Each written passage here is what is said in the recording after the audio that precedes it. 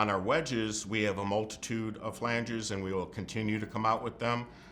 We have our U down and U up flange. We have our N down, which stands for narrow, up and down flange.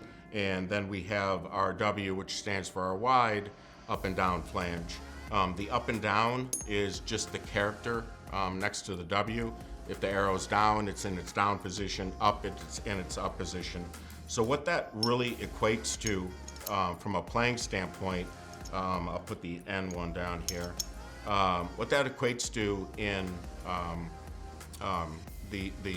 basically the effective bounce angle is that the flange in its up position rides up around 60 thousandths on the club face. What that does is it takes out effectively about 5 degrees of bounce profile out of the wedge from the same flange in its down position, which just kind of blends a little bit cleaner with the first third of the sole profile.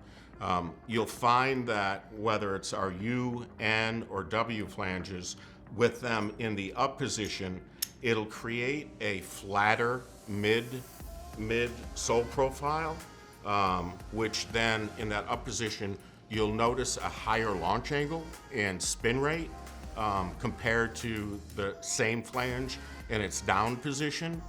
It's just a personal preference and how that player delivers the club to the ball. But while you're doing a fitting, it's always great to be able to put on, the U, the N, or the W flange in the down position and then interchange it with the up position and watch that player literally on the ball launch monitor or the window flight of the ball see a higher launch angle and spin rate.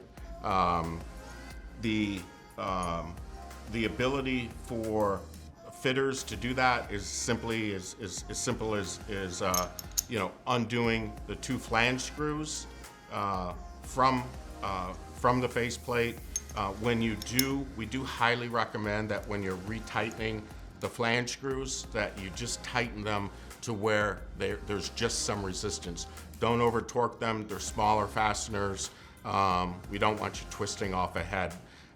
When it comes to the hosels and the larger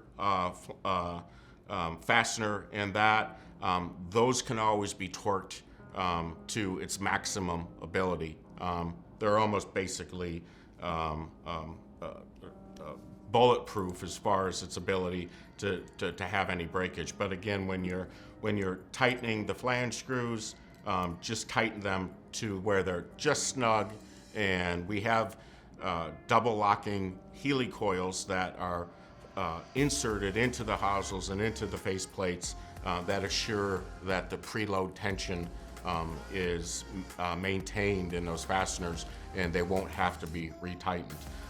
So that's a little bit of insight on the difference between different heel and toe relief, different sole width, and between the U, N, and W flanges, as well as the down or up position, again, which just kind of flattens out that middle sole profile in the up position and will give that particular player, a higher launch angle, higher spin rate, if that's what they're looking for. So you can always contact us here at More Golf for further explanation. And we look forward to seeing you out in the field and in the real world and talking to you more about them.